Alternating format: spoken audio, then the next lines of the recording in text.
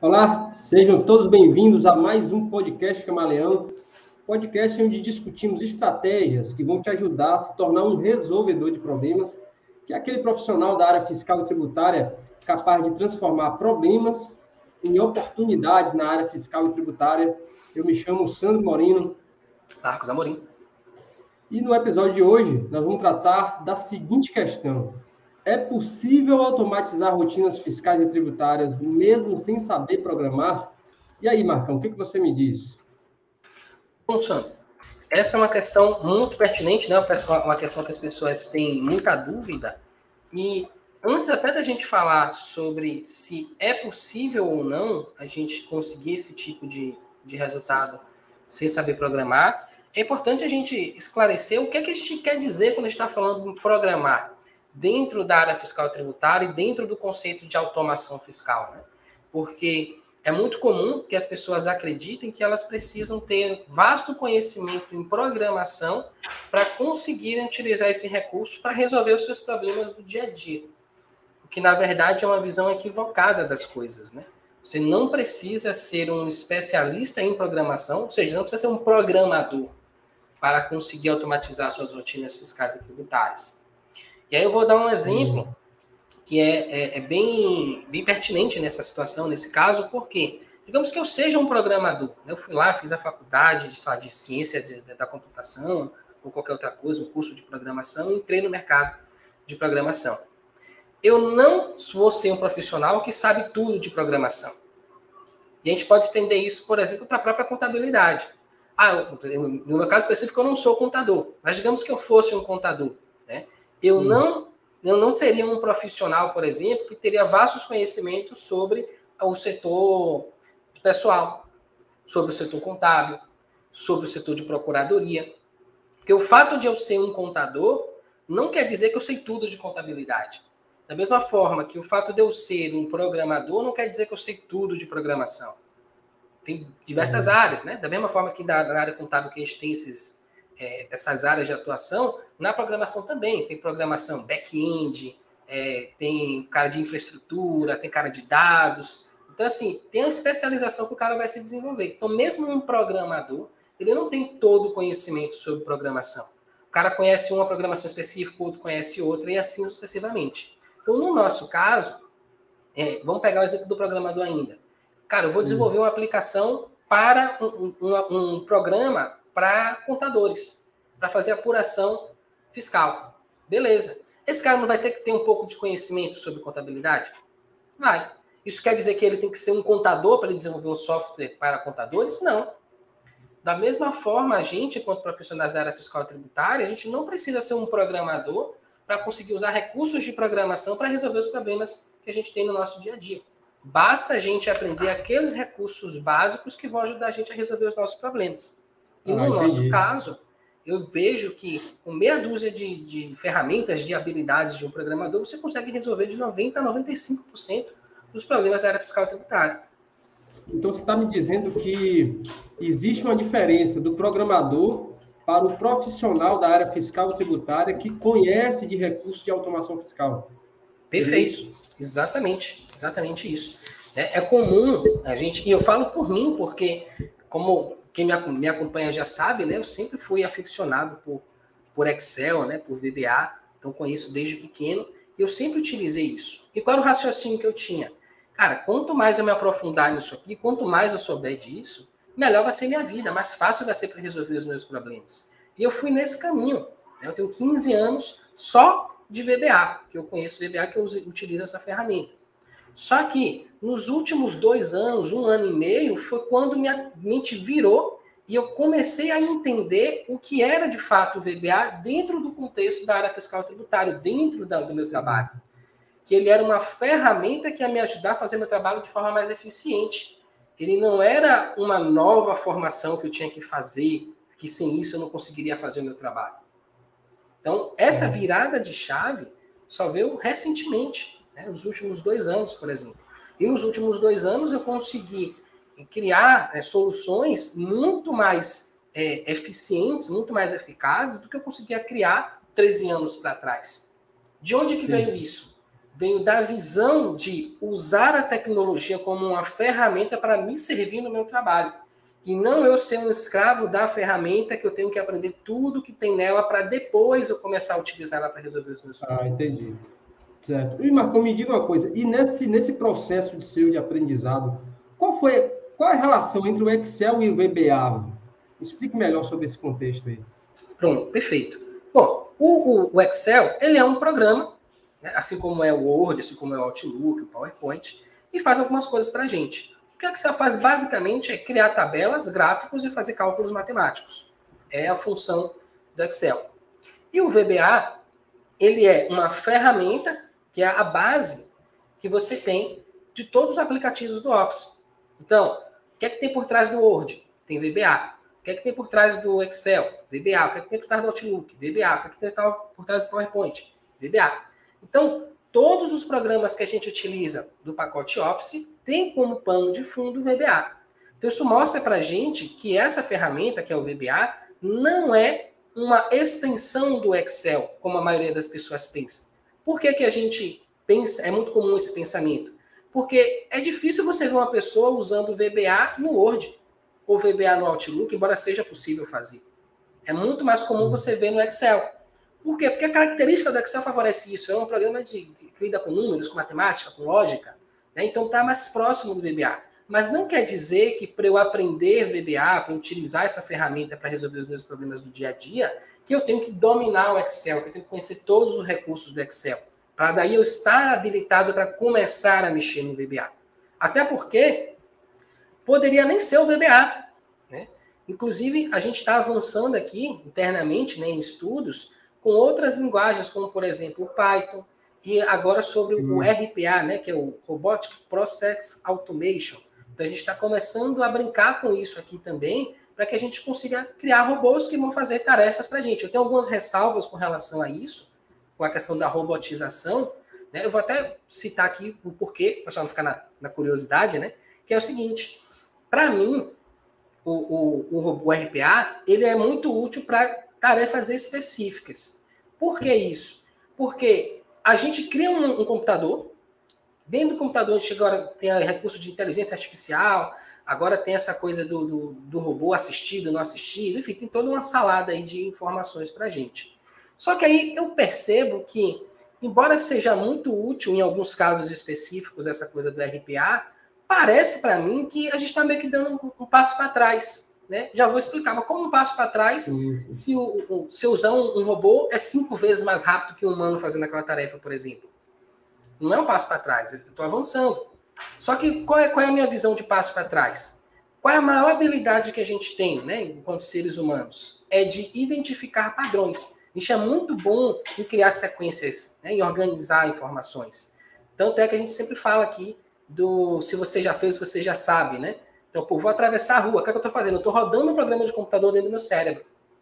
Então, assim, a gente já funciona, na verdade, o computador funciona como a gente funciona. O computador é réplica... Marcão, isso já é a essência do processo científico, né? De buscar leis, né? Padrões dos fenômenos e trabalhar com eles, né? Perfeito. Então, assim, o computador, ele segue essa lei, esse padrão que a gente utiliza, que é o input, processamento, output. Então, a gente sempre dá exemplo disso aqui. Vou atravessar a rua, o que é que eu estou fazendo? Input, olho para a esquerda e para a direita para ver se está carro vindo. Então, estou coletando informação. Processamento, com base nas regras que eu tenho dentro de mim. Se eu atravessar a pista com o carro vindo, eu posso morrer. Eu, inclusive, bem sei disso, que eu já atropelei um carro. Né? Nem o carro que me atropelou, eu que atropelei o carro e quebrei a perna. Então, eu sei quão doloroso pode ser você atravessar a pista na hora errada. Então, você tem essas regras dentro de você e isso vai definir o output, que é a saída. Atravesso ou não atravesso. Vou lavar prato, mesma coisa. Vou no mercado comprar pão, mesma coisa. Vou fazer uma faxina em casa, mesma coisa. A gente está o tempo todo fazendo isso. Então, assim, o nosso funcionamento cerebral é input, processamento, output. O computador funciona da mesma forma. Aí eu pego um funcionamento que eu já tenho naturalmente, crio um computador. Beleza, o computador reproduz aquilo. Só que qual é a vantagem do computador? Ele consegue fazer a mesma coisa que eu faço numa velocidade muito maior. Show! Só que, se eu pego a mesma base, né, por exemplo, dar um exemplo aqui de alterar informações no SPED. Então, ao invés de eu criar um programa para fazer alteração, que é como a gente faz, a gente tem dificuldade de ir lá no arquivo e alterar a informação, então a gente cria um programa, um intermediário entre a gente e a informação, para que a gente consiga alterar os dados. E aí o que a gente traz aqui? A gente traz, cara, por que a gente não vai direto na informação? Elimina o intermediário lá, o programa. Vai lá e altera, porque é muito mais rápido.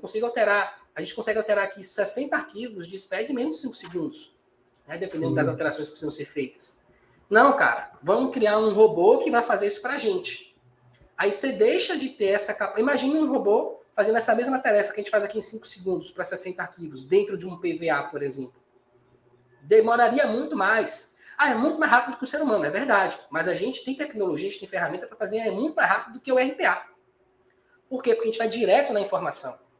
Entendi. Tem casos específicos que é melhor você usar o robô. Por exemplo, vou entrar na internet, fazer um login para poder baixar uma certidão negativa de um cliente meu.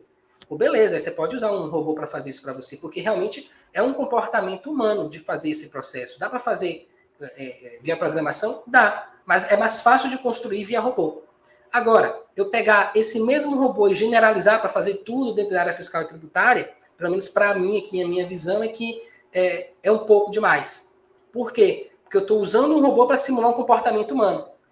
E eu estou deixando de aproveitar a maior vantagem que eu tenho no computador, que é eu poder fazer aquela mesma tarefa que eu faria de forma lenta, de forma ultra rápida usando o computador. Entendi. Aí, para mim, esse é o passo para trás, sabe? Eu pego um comportamento humano e simulo num computador, sendo que eu não preciso fazer isso, eu posso ir direto na informação. Perfeito, perfeito. Marcos, ainda dentro desse contexto aí, quais são se você puder discriminar para a gente, quais seriam as grandes vantagens hoje para um profissional aprender algumas ferramentas de automação na sua rotina? Cara, eu vejo que tem muitas vantagens disso, né? Da gente dominar isso. Primeira coisa, hoje a gente está vivendo num momento, a gente está vivendo na era da informação, né? Então, tudo é informação. E a gente, inclusive, já falou disso aqui abertamente, né? Que o que é que a gente faz dentro da área fiscal tributária hoje? A gente transmite informações, seja através de um arquivo XML, seja através de um arquivo TXT. Então, a única diferença é a finalidade dessa transmissão, né? Eu não estou emitindo um XML, eu estou mandando uma informação de uma transação entre mim e alguém. Quando eu mando um arquivo TXT, eu estou enviando para o fisco um resumo de tudo que eu fiz no mês para o governo. Então, basicamente, é essa a diferença, mas no final das contas, é a informação que eu estou transmitindo. Está mudando a quantidade, a maneira de organizar essa informação. Então, qual é a primeira grande vantagem que eu vejo em você saber utilizar essas ferramentas? A primeira coisa que eu falei, né? A coisa do intermediário. Então, eu preciso alterar informações. Aí eu vou contratar um sistema, um software, que vai me trazer uma estrutura para eu alterar essas informações, para eu alterar esses dados. Dentro daquele formato XML, por exemplo, dentro daquele formato TXT. Então, eu não estou dizendo que você não deva usar as ferramentas. Utilize as ferramentas. Só que eu não conheço nenhuma ferramenta hoje que me atenda 100%. Tudo que eu preciso fazer, essa ferramenta faz, né? Esse programa aqui faz. Então, quando você não tem essa possibilidade, o que é que você precisa? Você precisa improvisar. Você vai fazer na mão, você vai fazer uma planilha, você vai dar um jeito de resolver aquele problema. Você vai fazer lá o Arming, né? E é exatamente aí que entra essa habilidade. Então, quando eu tenho essa habilidade, eu deixo, por exemplo, de depender de terceiros. Eu não preciso, por exemplo, contratar um profissional. Por exemplo, tem pessoas que me contratam, quero uma planilha que faça tal problema específico aqui, que o meu cliente foi autuado, eu tenho 5 dias para resolver isso. Você resolve? Resolvo. Eu vou lá, dou o preço, o cara paga, eu vou lá e faço o serviço. Né? Mas, pô, se ele tivesse essa habilidade, ele poderia ganhar esse dinheiro. Né? Ou ele poderia fazer isso para o cliente dele. Ele poderia vender um serviço para o cliente dele a mais. Né? Então, quando você tem essa habilidade, você começa a abrir diversas portas de oportunidades mesmo de negócio para você. Né? Então, primeiro, você começa a ficar menos dependente de terceiros. Cara, eu preciso fazer isso aqui, mas não sei como é que faz. Eu vou ter que contratar, pagar alguém para poder fazer isso. E tem um detalhe, isso vai ficar cada vez mais caro. Né? Você tem um profissional hoje que entenda um mínimo que seja sobre tecnologia, vai ficar cada vez mais caro, porque a demanda está aumentando bastante, a gente tem pouca oferta para suprir essa demanda. Então, quem tiver esse conhecimento vai estar numa posição muito boa já nos próximos anos. Então, primeira vantagem para mim é isso, ficar menos dependente. Segundo, você começa a aproveitar melhor as oportunidades que aparecem ao seu redor. Porque, como eu falei, 90% a 95% dos problemas da área fiscal e tributária estão relacionados à informação, transmissão de informação, ou XML ou TXT. Então, pô, não é relevante eu aprender a manipular esse tipo de informação? Fazer essas alterações? Totalmente relevante. Isso me coloca numa posição de destaque, como acho é uma revolução dentro da área fiscal e tributária você ter esse conhecimento. Porque você fica muito destacado da maioria quando você tem essa habilidade. Então, isso vai te permitir... Pode falar. Não, e eu acho assim, tem algo que me chama muita atenção na ferramenta automatização, é o fato da simplificação. Porque se tem uma engrenagem complexa, é a área fiscal tributária, né? Todos têm consciência disso, mas poucos realmente têm uma ferramenta ou sabem construir algo que simplifique a rotina. E simplificação tem um efeito gigantesco na vida de um cara da área fiscal, não só em questão do tempo, mas, sobretudo, no resultado financeiro que ele pode alcançar, né?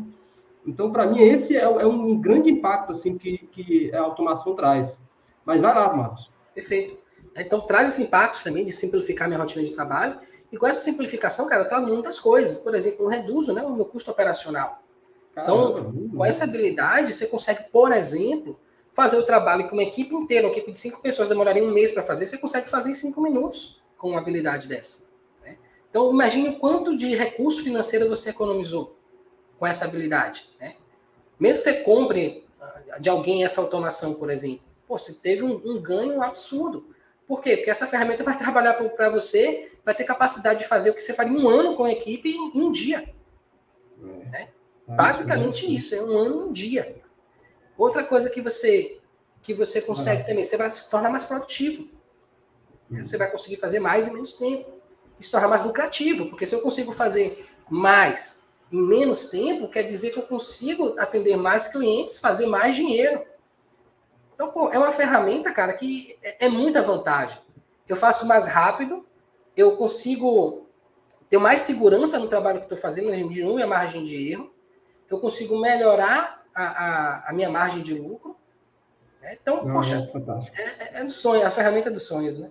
Não, veio para ficar. E assim, Marcos, e qual seria o melhor momento para você começar a entrar nesse mercado? Porque eu fico imaginando, assim, um profissional que já esteja trabalhando já há algum tempo no escritório, ou um recém-formado, existe, assim, alguma métrica para dizer, poxa, qual é o melhor momento para você entrar nesse mercado?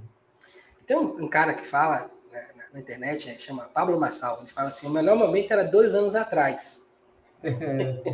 O segundo melhor momento é agora. Né? Então, assim, a gente percebe os canais, eu tenho dado uma pesquisada na internet sobre RPA, sobre automatização, né? E nada relacionado à área fiscal e tributária. Genérico, solto. E eu percebo que as pessoas que estão falando sobre isso no YouTube, por exemplo, os canais têm lá 5 mil pessoas, tem canal que tem menos de 1.000 pessoas assinando o canal. Então, esse negócio acabou de começar. Eu estava vendo um vídeo essa semana, o cara falando que empresas bilionárias estão começando a falar sobre RPA agora, né? Em 2020 o vídeo dele, então, 1 ano atrás. Então, assim, é um mercado que está acabando de começar. Sim. Então, assim, daqui a um tempo, começando agora, já está fazendo esse barulho todo. Daqui a algum tempo, as empresas já vão ter suas soluções desenvolvidas, seus robôs lá. E a gente vai precisar de gente para dar manutenção nisso. Porque não é aqui o robô, pronto, perdeu seu emprego, acabou, já era. Não, cara. Alguém tem que ir lá e projetar aquilo. Alguém tem que ir lá e ver se o cara está fazendo certo, tem que analisar o que o robô está fazendo. Você precisa ter essa habilidade para poder se manter no mercado, né? Se você for o robô, você é o cara que digita, é o cara que faz lá mecanicamente, realmente você dançou, já era. Se você está entrando, está iniciando agora na área fiscal e tributária com essa visão, esqueça, pode procurar outra coisa para fazer. Porque daqui para frente, cada vez mais, você vai ter que ter essa habilidade, vai precisar ter essa habilidade de automatizar as rotinas, ter essa visão. Por quê? O ser humano, ele vai ter que ocupar, queira ou não, o papel analítico, de analisar as informações. Não mais isso, Marcos. E, rapaz, e esse processo tem acontecido em todos os mercados, né? Se você for olhar aí a indústria em geral, né? Olha a indústria automobilística, que coisa, aqueles robôs. Você está vendo hoje na medicina, né? A robotização de algumas cirurgias. Você tá vendo isso, inclusive, no ramo direito, velho. Tem softwares que os caras constroem petições iniciais a depender do que você escrever como os fatos. Então, ele rapidamente linka qual é a base legal que sustenta o que você está dizendo. Então, assim, é uma tendência que está realmente impactando todos os mercados, as profissões. E me parece que, não sei se foi você que falou em outras lives, de um dado, assim, que realmente não tem como ficar alheio a isso, o fato de que até 2022, que é agora, o Brasil terá um déficit de quase 400 mil profissionais na área de tecnologia. Então, não tem como ficar de fora disso. Perfeito. E legal esse dado que você trouxe aí. Não foi o que eu falei, não, mas é bem pertinente, porque você começa a perceber que vai existir esse gap. Ah, mas você está falando de profissional de tecnologia. Eu não sou profissional de tecnologia, eu sou da área fiscal tributária. Só que o que está acontecendo? Esses profissionais de tecnologia, eles aprendem como usar a tecnologia e daí eles vão para onde? E onde que eles vão usar essa tecnologia? Vão usar nas empresas. Eles vão usar nos consultórios de medicina, né? Nos hospitais, nas indústrias, nos comércios. Então, assim, qual a vantagem que a gente tem? O cara de tecnologia, ele tem vasto conhecimento em programação e ele tem que vir para a área fiscal e tributária e aprender como a gente trabalha aqui para conseguir desenrolar. Isso demora um tempo. E a gente já tem esse conhecimento. A gente tem o conhecimento, a gente tem a tecnologia, a ferramenta disponível. A gente não precisa aprender tantas coisas assim para poder utilizar essa tecnologia a nosso favor. E a gente tem mercado. A gente tem um mercado hoje, só a Receita Federal, todo ano, gera em média 200 bilhões, né? Bilhões com B de bola, em autos de infração contra os contribuintes brasileiros. Se a gente cobra 1% desse valor para ajudar essas empresas a resolverem, a mitigarem esses riscos, a gente está falando de um mercado de 2 bilhões de reais por ano no Brasil. Então, o que é que me falta? Me falta conhecimento sobre essa tecnologia, né, que não é tanta coisa assim que a gente precisa entender, principalmente quando você vai para essa abordagem de direto na informação. E a gente precisa oferecer esse serviço, que as empresas precisam dele. Fato é que esse número de auto de infração gerado no Brasil. Então, a gente está literalmente com a faca e o queijo na mão. A gente tem o conhecimento, a gente tem o mercado, a gente tem a tecnologia, só está faltando a gente juntar essas três coisas e começar a oferecer esse serviço. Muito bom, muito bom. Ô, Marcos, você poderia trazer uma situação prática que você utilizou a automação, alguma situação sua rotineira, só para a gente ter uma dimensão do impacto que essa técnica tem na rotina fiscal de um profissional da área? Pronto, vamos lá. É até bom, até seria os primeiros passos, né? Então, cara, eu gostei, achei massa essa ideia aí, eu quero entrar nesse mercado, mas como é que eu faço para iniciar? Então, um dos maiores erros que eu vejo, né, que eu vi os meus alunos, inclusive, cometerem, é ter uma abordagem generalista desse processo. Por que fica difícil de fazer o processo? Porque assim, ó, eu quero fazer tudo de vez. Então, quando eu começo a me relacionar com esse conteúdo, com essa oportunidade, o que é que eu tendo a fazer? Eu quero estudar tudo que eu puder o mais rápido possível, porque amanhã eu já quero ser o cara nisso aí. Impossível. Não tem como. Você tem uma ideia. Eu estou agora estudando sobre RPA, né? Tenho as minhas ressalvas todas e tal, mas assim, a gente tem que estar com os olhos abertos para tudo, né? Então, eu vejo que tem um lugar para ele dentro do que a gente faz aqui, não é o lugar principal, como a maioria das pessoas estão achando, mas ele tem um lugar dele, tem um espaço dele e é importante. E eu resolvi que eu vou começar a aprender isso. Tem curso gratuito no YouTube que você encontra lá. Provavelmente não tem todos os detalhes e tal, mas para começar tá ótimo. E como é que eu estou fazendo? Ontem eu assisti a aula de instalar a ferramenta. Instalei a ferramenta, pronto, fui fazer outras coisas. Hoje eu vou assistir a aula de configurar a ferramenta. Então, o segredo não é você sentar e num final de semana você aprender tudo. É você ter a consistência de todo dia estar aprendendo uma coisinha nova, todo dia fazendo uma pequena melhoria. Isso em 30 dias, daqui a 30 dias a gente vai fazer uma live, a gente vai conversar, eu já vou ter começado a construir algum robozinho desse, vou começar a trazer as minhas experiências aqui para vocês. Muito legal. Vocês vão ver. Fala. Não, desculpa falar. Eu ouvi até para a gente encerrar, eu acho que seria legal. Eu ouvi, tem outras lives, inclusive seria importante você trazer uma live específica para isso, que é o que você tem dito aí de microautomação, que acho que tem muito a ver com isso que você está falando, né? Perfeito. E atacando os problemas de forma bem específica, passo a passo. Nos fala um pouco sobre essa ideia aí. Bom, tranquilo.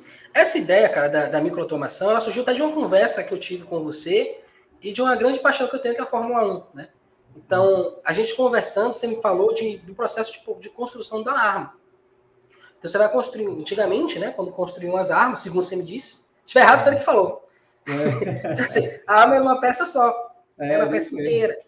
Então, depois de um certo... O cara recebeu uma proposta... Fala isso, você que me contou essa história... A ideia é que esse cara, rapaz, ele recebeu uma demanda do exército, acho que dos Estados Unidos e tal, e ele não conseguiu cumprir porque ele já havia enxergado essa possibilidade. E ele passou a maior parte do tempo do prazo aí que ele foi contratado para construir todas as peças que seria essa nova ferramenta, essa nova arma, né? E foi justamente isso que ele apresentou lá na reunião. Aí o pessoal ficou muito louco. Porra, a gente contratou, sei lá, tantas mil armas, você está me trazendo uma? Né? Aí ele explicou que, na verdade, isso aqui vai ser... eu vou poder acelerar em 10 mil vezes mais, sei lá, a construção de qualquer outra arma aqui, né? Então, foi a partir daí que surgiu essa arma que até hoje a gente utiliza, né? Tem um tambor, as várias partes, e isso revolucionou o mercado, né? Perfeito. Então, esse conceito aí, quando você entrou, você estava conversando, eu já estava fazendo isso aqui sem perceber, sem sacar que era isso que estava acontecendo, né? Então, a gente está construindo aqui o nosso próprio robô, o meu chama Expedito. Né? Tem várias razões para ser Expedito, mas, enfim, vamos focar aqui na questão, né? Que é, eu tenho agora microautomações. Eu não crio uma planilha para resolver um problema. Eu crio uma base. Eu preciso tratar as informações. Não preciso? Preciso. Vou criar uma função para isso. Pô, eu preciso abrir um arquivo do SPED e coletar as informações. Não preciso? Preciso. Vou criar uma função para isso. Eu crio uma função para cada coisa. E aí, quando eu tenho um problema para resolver, o que é que eu faço agora? Eu junto essas funções. Eu pego a função A, B, C, A, Z, A, Y, A, X, A, 2, 3, 5, junto dentro de um procedimento e falo, ó, faz isso, depois isso, e pronto, no final está resolvido o problema. Então, eu acelero de uma maneira significativa a construção das minhas soluções com esse conceito de microautomação. E isso dá para você também a possibilidade, a despressurização, né? Você tira a pressão de ter que aprender um bocado de coisa de uma vez para poder resolver um problema específico. Você vai atacando uma coisa de cada vez. Eu acabei de receber uma proposta de um cliente meu para fazer uma planilha. A situação é a seguinte, ele tem lá o SPED fiscal, uma empresa de transporte, e ele quer gerar desse SPED fiscal o SPED de contribuições, que ele mandou sem movimento. Não tem os XMLs e tal, enfim, que ele tem o SPED. Então, beleza, cara, construo. Então, aí eu pensei, o que é que eu preciso fazer? Pô, eu preciso abrir o SPED fiscal, identificar o período, identificar o contribuinte, identificar os dados do registro C100 para gerar o D100, né, que é o conhecimento de transporte.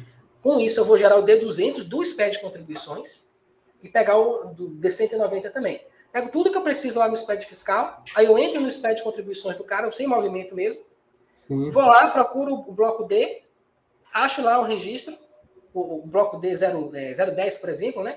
Verifico se o CNPJ é igual ao CNPJ que eu peguei, aí eu vou lá e insiro todos os registros D200 que eu preciso, D201, D205. Pronto, resolvi o problema do cara. Então, assim, eu não preciso mais me preocupar com abrir arquivo, fechar arquivo, pegar isso, pegar aquilo. Por quê? Porque eu já tenho todas essas funções construídas, eu só vou começar a combinar. E o que eu não tiver? Por exemplo, eu não tinha a função do D100. Eu construí a função do D100. Aí eu fui lá, peguei uma função que eu já tinha de alteração de informações e falei, ó, quando aparecer o D100, faça isso. Quando aparecer o D200, faça isso. Quando aparecer o D190, faça isso. Então fica muito mais fácil. Começa a ficar um quebra-cabeça, um jogo de Lego. E aí você começa a raciocinar de uma maneira muito mais abrangente. E aí deixa eu trazer o outro conceito, né? Eu falei falei da questão da arma e falei da Fórmula 1 também. Tem um time que eu sou muito fã, que é a Mercedes, que eles produziram carro, né? Dominaram tudo. Aí esse ano vai vendo se vai, se não vai. Mas eu achei muito interessante a concepção, nem do esporte, mas a abordagem que eles têm com relação ao carro.